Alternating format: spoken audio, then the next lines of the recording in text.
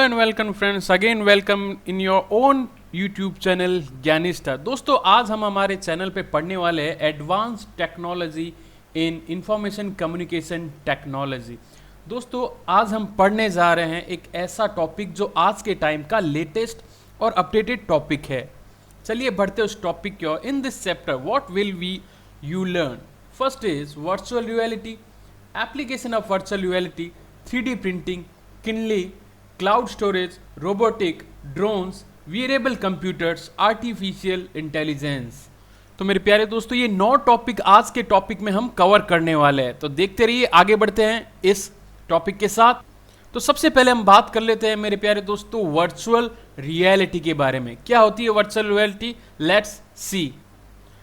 Virtual reality, also known as VR, basically refers to the computer technology that simulates a real physical environment using realistic images, sounds, and other sensations. A person can interact with the VR environment using special equipment such as helmet with a screen, headphones, and gloves with fitted sensors. The word virtual reality is made up of two words, virtual and reality. Virtual means nearly, and reality is what we see and experience. Example, what is real and has a physical existence. If we combine the two words again, it becomes nearly real. In short, it is not actually real but looks none less than a real environment.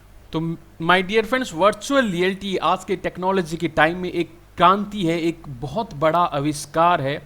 VR basically refers to computer technology जो आपको realistic image, sound और other senses के बारे में feel करवाता है। VR के लिए हम स्पेशल हेलमेट टाइप की चीज़ें इस्तेमाल करते हैं, स्पेशल गॉगल्स, ग्लासेस इस्तेमाल में किया जाता है। वर्चुअल रियलिटी जो कि 2 वर्ड से मिलकर बना है, वर्चुअल मीन्स नज़दीक का और रियलिटी मीन्स जो एक्सपीरियंस हम एक्सपीरियंस करते हैं, फिजिकल एग्जिस्टेंस की 2 वर्ड से मिलकर बना है वर्चुअल रियलिटी, जो कि लगभग नियर होता है रियल के, वास्तविक चीज़ों के एकदम नज़दीक। अगर शॉर्ट में हम कहें तो एक रियल एनवायरनमेंट हम वर्चुअल रियलिटी के बारे में कह सकते हैं। वर्चुअल रियलिटी में हम 3D इमेजेस को शामिल करते हैं, हम 3D इमेज को बड़े आराम से और नज़दीक से देख सकते हैं। Virtual reality came in late 1980s and can be attributed to Jaron Lanier, who introduced the world to the term virtual reality. दोस्तों, वर्चुअल रियलिटी का फर्स्ट टाइम यूज 1980 में हुआ था, वो भी जेरॉन लेनियर ने किया था। उन्होंने फर्स्ट टाइम वर्चुअल रियलिटी से हमें इंट्रोड्यूस करवाया था। आई होप ये टॉपिक आपको समझ में आया होगा। और अभी तक आपने हमारी यूट्यूब चैनल ज्ञानिस्टा को सब्सक्राइब नहीं किया है तो अभी जाके सब्सक्राइब कीजिए, बेल आइकन पे भी क्लिक कीजिए ताकि हमारे नए आने वाले वीडियो की जानकारी आपको मिलती रहे। तो चलिए दोस्तों, अब आगे बढ़ते हैं अगले स्लाइड्स की तरफ। तो अगली स्लाइड से हमारी एप्लीकेशन ऑफ वर्चुअल रियलिटी, यानी कि वर्चुअल रियलिटी का वर्क या काम कहाँ पर हम देख सकते हैं, कहाँ कहाँ वर्चुअल रियलिटी का इस्तेमाल हम लोग कर सकते हैं। So my dear friends, military, it has been adopted by the military where it is used for training, particularly soldiers for combat situation or other dangerous field settings where they have to learn how to withstand and respond in an appropriate manner. A virtual reality simulation enables them to do so, but without the risk of death or a serious injury. VR can reenact a particular scenario. For example, engagement with the enemy is an environment in which soldiers experience this but without the real world risk.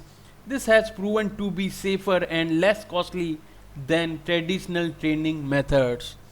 So my dear friends, military में आजकल सबसे ज़्यादा virtual reality का इस्तेमाल होता है dangerous field settings के लिए, चाहे बॉम्ब स्क्वाड हो, वहाँ पर वर्चुअल रियलिटी का अप्रोप्रिएट मैनर में इस्तेमाल होता है। अब आगे बढ़ते हैं एजुकेशन के साथ। Education, the best part of VR is that it enables large groups of students to present with complex data in an easily accessible way, which is both fun and easy to learn. Moreover, the students could interact with the objects to discover more about them. So my dear students, आज physics हो, chemistry हो, computers हो, आज virtual reality बहुत ही 3 dimension चीज़ों में उनके diagram को बताता है और फुल्ली हेल्प करता है और सराउंडिंग एक इमेजेस बना देता है जिससे समझने में, पढ़ने में बहुत आसानी होती है। Next topic is health care in virtual reality. Health care is one of the biggest adapters of virtual reality, which encompasses surgery simulation, robotic surgery and its basic skills training. Popular use of VR is robotic surgery, where surgery is performed by means of robotic devices which are controlled by human surgeons. It reduces time and risk of complications. VR setups can be used for remote telesurgery in which surgery is performed at a separate location on the patient by a surgeon। प्यारे दोस्तों, health care में आज virtual reality की demand बहुत ज़्यादा बढ़ चुकी है। वर्चुअल रियलिटी रोबोटिक सर्जरी में भी काम आती है। रोबोटिक सर्जरी जो टेली रिमोटिक सर्जरी में स्पेशल इसका यूज़ होता है, जो परफॉर्म होता है सेपरेट लोकेशन पेशेंट और सर्जन के बीच में। अभी तक आपने ये चैनल सब्सक्राइब नहीं किया है तो ज़रूर इसको एक बार सब्सक्राइब कीजिए ताकि आगे आने वाले वीडियोस की जानकारी आप लोगों को मिलती रहे। इसके अलावा अगर आपको इसमें कुछ टॉपिक समझ में नहीं आए तो आप हमें कमेंट कर सकते हैं, कमेंट बॉक्स में आप अपने सवाल पूछ सकते हैं। तो चलिए आगे बढ़ते हैं, क्या इस वीडियो में कुछ खास। अब हम बात करने जा रहे हैं 3D प्रिंटिंग की। दोस्तों, आप लोगों ने इससे पहले प्रिंटिंग पढ़ी होगी, नॉर्मल A4 कागज़ पे प्रिंटिंग और भी बहुत सारी प्रिंटिंग, फ्लैक्स प्रिंटिंग पड़ी होगी। पर आज के टेक्नोलॉजी की हम बात करें तो 3D प्रिंटिंग के आपने बहुत सारे टॉयज ऐसे देखे होंगे जो 3D में होंगे और वो 3D प्रिंट होते हैं। जी हाँ दोस्तों, this is a reality about 3D printing. 3D printing is an additive manufacturing process which is used to create 3D physical objects. The concept used here to create a 3D shape or design and print it using some electronic sources such as additive manufacturing file. Different materials are used to print these designs, which are supported by the printers such as rubber, sandstone, plastic material, alloys, etc. It saves the additional effects of creating prototypes time. Chuck Hull invented the first 3D printing process called stereolithography in 1983. Printing जो कि 3D shape को design करता है, print करता है electronically. Specially इसमें शामिल किया जाता है different materials like rubber, sandstone, plastic, metals, Alois को। यह कम टाइम में आपको प्रोटोटाइप्स टाइम को एक तो सेव करता है, प्रोटोटाइप टाइम को बचाता है। और स्पेशली अगर एक इसके बारे में खास इफेक्ट आपको बताऊं, चक हल ने इन्वेंट किया था फर्स्ट 3D प्रिंटिंग को, जिसे हम स्टीरियोलिथोग्राफी कहते हैं। उन्होंने इसका आविष्कार किया था 1983। तो चलिए, ये था आपका 3D प्रिंट। एक और चीज़ से हम आगे रूबरू होते हैं, जैसे कि न्यूज़पेपर पढ़ना, मैगजीन पढ़ना, बुक्स पढ़ना, वो भी डिजिटली। कैसे, तो देखते हैं किस तरह। तो सबसे पहले हम बात करते हैं किनले के। Kindle is a device used to buy, read, download and browse e books, newspaper, magazines and access digital media. A Kindle can be charged using a computer's USB port and adapter. The first Kindle was introduced by Amazon, known as Amazon Kindle. If you are a keen reader, then you don't need to carry a handful of books in your bag now. The size of Kindle device is generally 6 inches. Amazon released the Kindle its first e-read on November 19, 2007 for approx $4,000.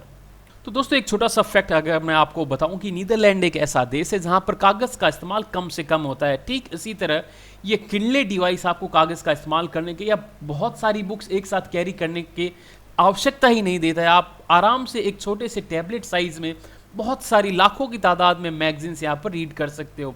ये normally एक USB adapter से charge होता है। तो और सबसे first time Amazon ने, जो कि आपकी शॉपिंग पोर्टल, विंडो पोर्टल है जहाँ पर आप बहुत सारी चीज़ें परचेज कर सकते हैं। अमेजॉन ने अपनी शुरुआत भी ऑनलाइन बुक सेलिंग से की थी और आज अमेजॉन ने ही ऑनलाइन बुक्स रीडिंग का एक प्लेटफॉर्म आपके सामने तैयार करके दिया जिसका नाम है Kinley. Kinley it's first E read, Kinley ने फर्स्ट ई रीड 2007 में, नवंबर 19, 2000 में पहला लॉन्च किया जिसकी कीमत थी $4,000।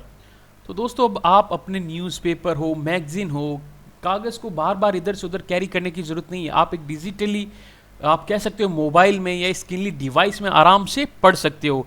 किनली डिवाइस और मोबाइल में पढ़ने का एक बेनिफिट ये है कि मोबाइल आपको नोटिफिकेशन के तौर में बार बार परेशान करते रहता है, फ़ोन आते रहते हैं। किनली में आप एकांत मन से आराम से मैगजीन्स को रीड कर सकते हो, पढ़ सकते हो। तो दोस्तों, ये था आपके एक वर्चुअल रियलिटी का एक और पार्ट किनली। अब आगे बढ़ते हैं, आगे के स्लाइड्स में हम देखते हैं क्लाउड स्टोरेज। दोस्तों, क्लाउड स्टोरेज के बारे में हमने पहले ही विस्तार में पढ़ चुके हैं। तो अगर आपको क्लाउड स्टोरेज के बारे में और भी ज़्यादा जानना है तो यहाँ पर एक आई करके एक लिंक आ रहा होगा, उस पर आप क्लिक कीजिए और क्लाउड स्टोरेज के बारे में और ज़्यादा जानकारी आपको चाहिए तो इस लिंक पे ज़रूर क्लिक कीजिए। Cloud storage is a data storage model in which data is stored, managed and backed up remotely on cloud servers. From individuals to big companies, everyone can access and store their personal or public data on cloud storage. Users are generally required to pay for cloud data storage based on requirement on a monthly or year basis. Some companies even offer up to 100 GB storage at no cost. You can keep photos, documents, drawings, records, videos and almost everything else in your cloud storage drive. Cloud computing is believed to have been invented by Joseph Carl Topnet Lickdale in 1916 to connect people and data from anywhere, anytime. दोस्तों, आज के time में सबसे important चीज़ है cloud storage. Cloud storage एक data storage model है जो कि स्टोर करता है। और सबसे पहले हम बात करते हैं डेटा क्या होता है। तो डेटा आपके होते हैं photos, images, text, videos, information, ये सारी डेटा होती है। इन डेटा को जब आप कंप्यूटर पर सेव करते हैं तो कंप्यूटर के नष्ट हो जाने, जल जाने या कंप्यूटर में कोई प्रॉब्लम हो जाने पर आपका डेटा सारा चला जाता है। लेकिन क्लाउड स्टोरेज पर इसको सेव करने का फ़ायदा है, ये सर्वर पर स्टोर रहता है और आपको कहीं भी देश विदेश कोई से भी सिटी में आप इसको एक्सेस कर सकते हो और बड़ी ही आसानी से। बहुत सारी बड़ी कंपनियाँ इसको एक्सेस करने के लिए फ्री भी स्टोरेज डिवाइस स्टोरेज देती है और कॉस्ट पे भी आपको देती है।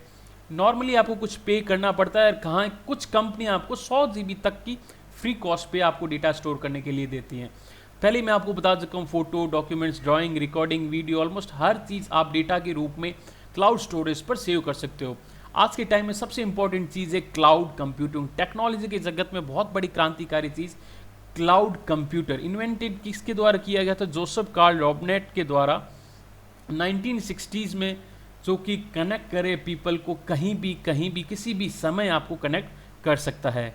तो दोस्तों ये था क्लाउड स्टोरेज। क्लाउड स्टोरेज के बारे में हम अपने पिछले वीडियोस में पढ़ चुके हैं। आप यहाँ पर अपने प्ले लिस्ट भी देख सकते हो, उस प्ले लिस्ट में आप जाके क्लाउड स्टोरेज सर्च कर सकते हो। तो चलिए आगे बढ़ते हैं, देखते हैं क्या है नई टेक्नोलॉजी में आपके लिए कुछ खास। तो सबसे उसके बाद हम बात कर लेते हैं robotics. Robotics is a branch of engineering that handles design, construction, operation and control of robots for collecting and processing information for various purposes. Robots can be controlled by machine or remote controls to do certain tasks. Some robots are pre-programmed to perform a specific functionality. Military robots, domestic robots for household cleaning, medical robots are example of robotics. तो दोस्तों robotics एक branch है engineering की जो कि construct करते हैं robots में ऑपरेशन के आधार पर। तो रोबोट्स जो होते हैं वो एक प्रकार से मशीन होते हैं, तो नॉर्मली रिमोट कंट्रोल के द्वारा कंट्रोल होते हैं। बहुत से रोबोट्स प्रोग्राम होते हैं एक स्पेसिफिक फंक्शन के लिए, प्रोग्राम के लिए। आजकल बहुत सारे क्लीनिंग रोबोट्स भी मार्केट में आने लगे हैं जो आपके घर की क्लीनिंग तक कर देते हैं सिर्फ 1 और 2 कमांड के द्वारा। दोस्तों एक अगर फैक्ट की बात बताऊं, बेंगलोर में एक रेस्टोरेंट में जहां पर रोबोट आपका खाना सर्व करते हैं। तो रोबोटिक्स के फील्ड में आज इंडिया बहुत हद तक आगे बढ़ चुका है। मेडिकल रोबोट्स बहुत सारे इसके एग्जाम्पल हैं। तो आई होप आपको इस वीडियो से भी रोबोटिक्स के बारे में समझ में आ रहा होगा। आपको हर तरह के वीडियो भी साथ में एक्सप्लेन करने के लिए मिलते जा रहे हैं। फिर भी इसके बावजूद भी हम बार बार आपको समझा रहे, कोई भी चीज़ आपको समझ में नहीं आ रही तो आप हमें ज़रूर कमेंट कीजिए। रोबोटिक्स के बाद हम पढ़ लेते हैं ड्रोन्स के बारे में। An unmanned aerial vehicle UAE, also known as drone, is an aircraft that flies without a pilot abroad. A drone is either operated via a remote control or has auto-driven controls in it. It is mainly used in agriculture, military, aerial photography, surveillance areas. Microcopter, RQ9, Reaper, Raspberry, PAS, Beagle boats are some example of drones. तो दोस्तों आजकल शादी, व्यायाम, बहुत सारे function में आपने drones का इस्तेमाल देखा होगा। अनमैन एरियल व्हीकल UAE के नाम से ये जाना जाता है। एयरक्राफ्ट भी कहते हैं, ड्रोन भी कहते हैं। नॉर्मली ड्रोन ऑपरेट होता है रिमोट कंट्रोल से, और ऑटो ड्रिवन कंट्रोल भी बहुत सारे ड्रोन्स आपके सामने अभी पेश है मार्केट में। मोस्टली ड्रोन एग्रीकल्चर में, मिलिट्री में, फोटोग्राफी वगैरह में बहुत सी कामों में ड्रोन काम में आता है, और ऐसा इम्पॉसिबल है कि आपने अभी तक ड्रोन नहीं देखा है।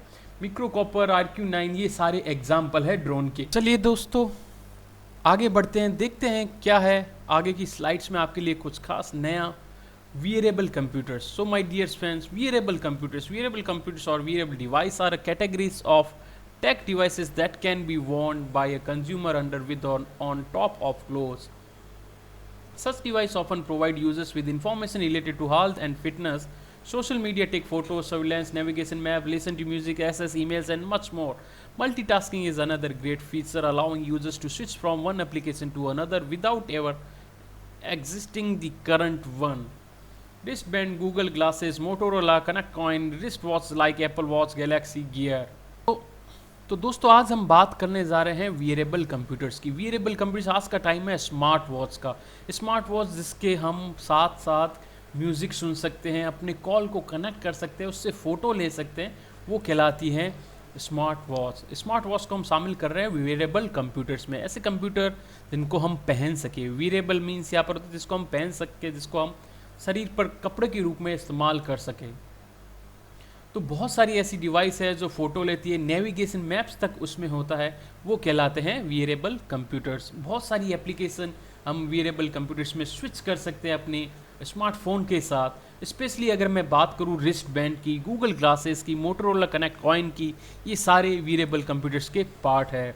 तो मेरे प्यारे दोस्तों, माय फ्रेंड्स, मेरे बच्चों, अगर मैं आपको बताऊं कि वीरेबल कंप्यूटर एक प्रकार की घड़ी है जिसको हम कनेक्ट कर सकते हैं हमारे स्मार्टफोन के साथ। तो दोस्तों, अभी तक आपने हमारे चैनल को, फिर से बात कर रहे हैं, सब्सक्राइब नहीं किया है तो ज़रूर सब्सक्राइब करें। अब हम आगे की ओर बढ़ते हैं आर्टिफिशियल इंटेलिजेंस की तरफ। क्या होते हैं artificial intelligence? Artificial intelligence, abbreviated as AI, is an intelligence possessed by machines using computer science. Such intelligent machines are created that work and react like humans. AI has become an essential part of technology industry today. From Siri to playing chess to problem solving, artificial intelligence everywhere. AI technique has unimaginable volume of knowledge which keeps on changing constantly. Gaming, expert system, robot and speech recognition are application of AI.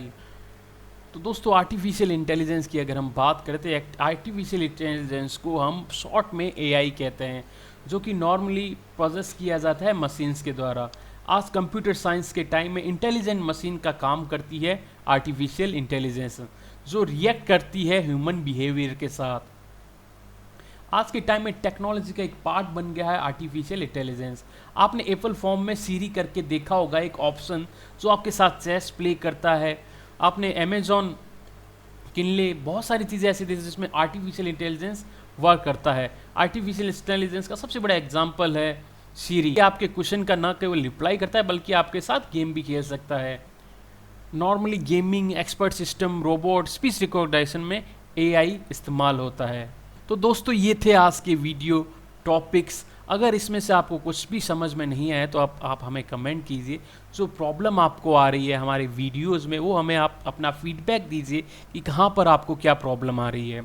इसके साथ ही मैं आपको कहना चाहूँगा कि अभी भी corona virus का, महामारी का संकट अभी भी टला नहीं है। व्यर्थ ही अपने घरों से न निकले, अपने सिस्टम का, शासन का पालन करें। जय हिंद, जय भारत, वंदे मातरम।